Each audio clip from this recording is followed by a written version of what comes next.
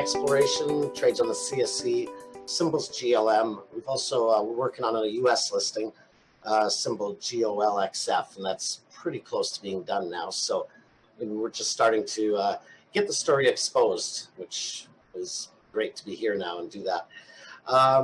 Anyways, we've got 32.6 million shares out, which that's this slide, about 6.9 million warrants. That would bring in about $1.4 million.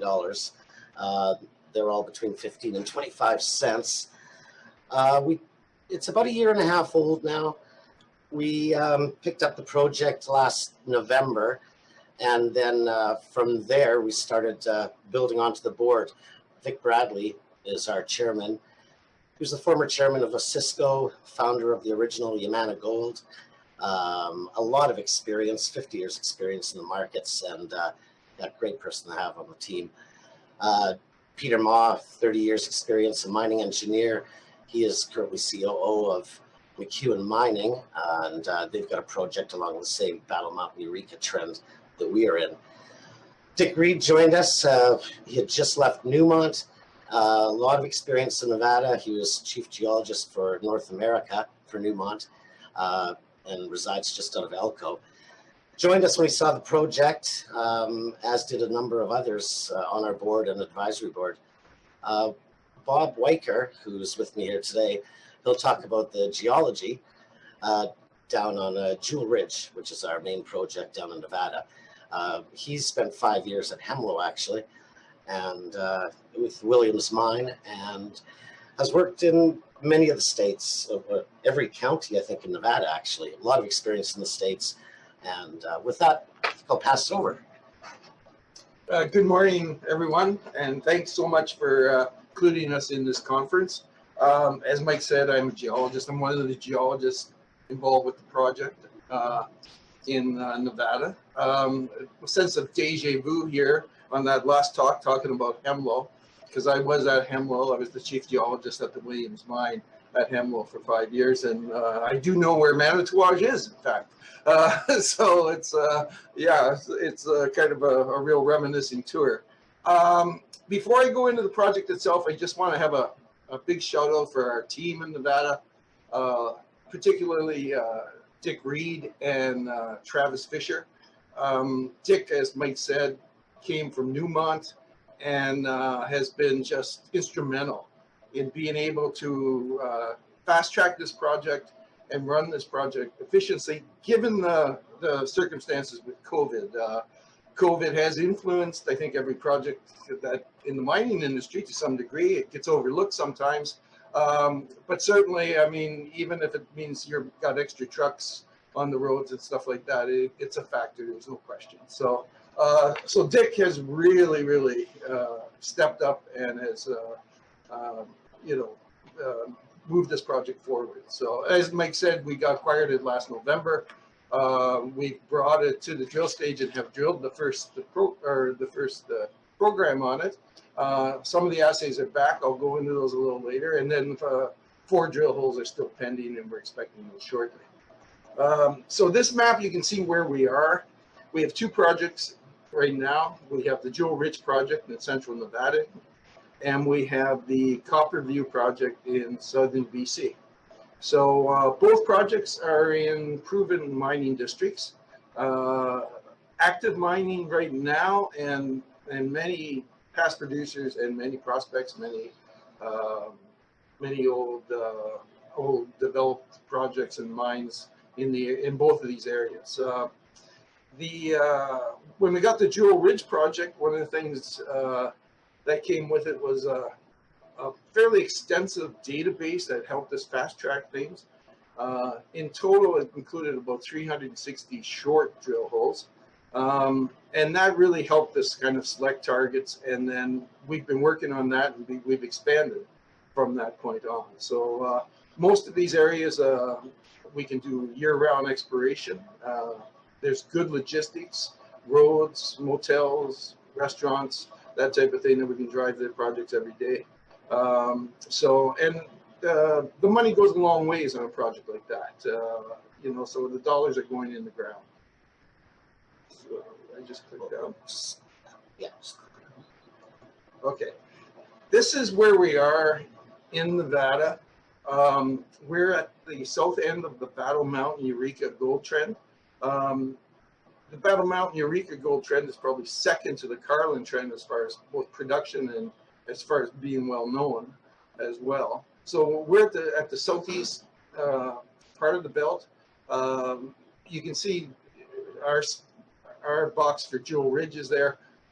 Archimedes is to the north of us. Archimedes is in the same district and was an open pit that initially Homestake mined and then Barrick mined at the end, and now is owned by Waterton. So there was about 1.4 million ounces mined there, oxide Carlin style mineralization, and there's a resource of about I think it's about 1.1 million still on that project. The Ruby Hill mine then, just to the north of us and just south of Archimedes, is the old historic carbonate replacement deposit in the district. And it's essentially the reason for the town of Eureka being formed. And there's a very small town, or was a very small town called Ruby Hill there as well. So that was the project that basically brought everything into this district in the 1860s. This is a famous old district. This district rivaled the Comstock as far as prominence in Nevada and as far as production of lead, silver, gold, mineralization, carbonate replacement deposits. Then you see Jewel Ridge is just immediately south of Ruby Hill. To the south of us is the Windfall deposit. That is part of the Timberline holdings. Windfall is important because it was an early Carlin style of mineralization that was identified. And it was identified well, historically, I think in early 1900s, but actually was prospected and developed in the 1960s. And John Livermore, who's basically credited with, Carlin style mineralization with the Newmont team, he actually worked on our project. He had our project at one time, but was also involved with the Windfall, which went into production early on. That's immediately south of our Hamburg prospect, which was one of the areas that we drilled. So the property's 96 unpatented mining claims. Those are typically 20 acres in size, and 30 patented claims. So I guess we'll go to the next one.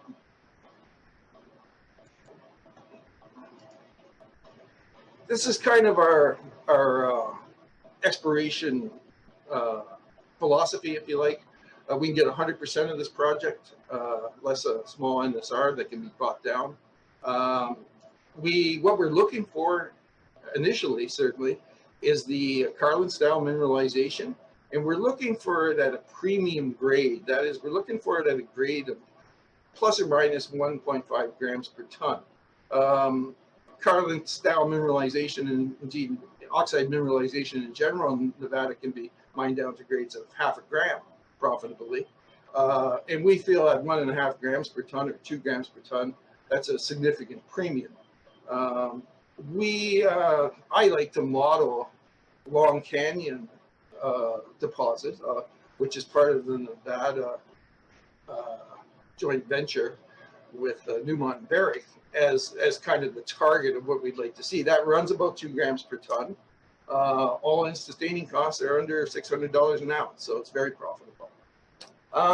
Next slide. I guess I'm running a little short on time. I just got the look. So the map on the right is our property with various mines and targets. Okay, this is essentially how we got the mine or the property back in November.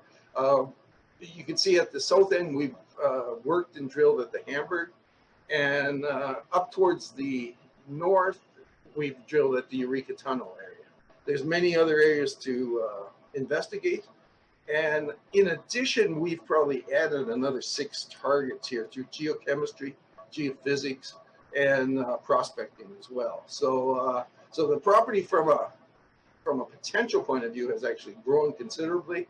And we're pretty pleased with the way the first program has gone.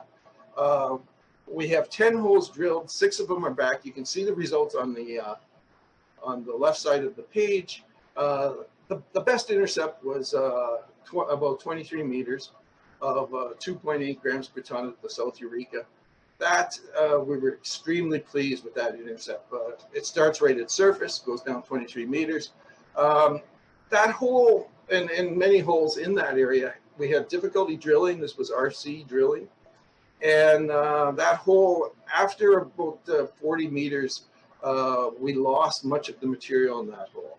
So we are coming in, actually shortly, within the next probably 2 weeks, with a core rig to finish off the program, and then also to deepen that hole as well. So the Hamburg target, you can see down at the lower chart, the best intercept of 17 meters of almost a gram per ton with some higher grades in there. What's interesting about the Hamburg, and this was a bit of a surprise, it's not on the table, but we got some very broad intercepts of mineralization. In hole 2, we had, let me just see what that was. I think it was about 60 meters of 0.4 grams per ton, and ending in mineralization at the bottom of that hole. And in hole 3, it was 106 meters. It was only 0.11 grams per ton, which is anomalous, but yeah, but very, very wide zones of mineralization. Both of those areas are or both of those drill holes are in areas where there's some drilling, but the drilling is very shallow, sometimes only going down 80 or 100 feet. So we're going back to that. I don't know if we'll get to that this fall, but we definitely will get to that next spring for sure. So, okay, we're going to go from Nevada and we're going to go to southeastern BC. Many of you will know this area very well. It's an area with a lot of current mining going on, Copper Mountain, Highland Valley, and a lot of previous mining. Brenda, the Old Elk property. Old Elk property is just to the northeast of our property. We are in yellow here, okay, and Kodiak Copper is in pink, the central pink zone there. And of course, what caused a lot of interest recently is Kodiak Copper came up with an intercept of 282 meters of 1.16 copper equivalent. So we've moved very quickly into this area. It's an area that I've known for quite a while. We've established a very large land position. That was all done. I think the Kodiak press release came out in early September. We did put the properties together mid-September, and we've had crews out there doing a reconnaissance program since that time as well. So those assays are in the lab, or those samples are in the lab right now. So again, the philosophy on this is very similar to good logistics. There's extensive assessment files that give us a good sort of leg up on where to start exploration. You know, it's a project we can move very quickly on. It's a project we can permit and drill in the wintertime as well in many locations. Just a little bit of background on the targets. A lot of this exploration on these properties dated back to the 1960s. In the 1960s, it was quite common to just assay for copper, sometimes for copper and moly, but a lot of times they didn't assay for gold and silver. And of course, on the Kodiak property, the the gold credit, I think it's about a 0.4 gram per ton, is very important, and that's very important in all the operating porphyries in BC right now as well. And that's it. And that's the end of the show. So if you have any questions, ladies and gentlemen, I hope there's some ladies watching, by all means, send them in.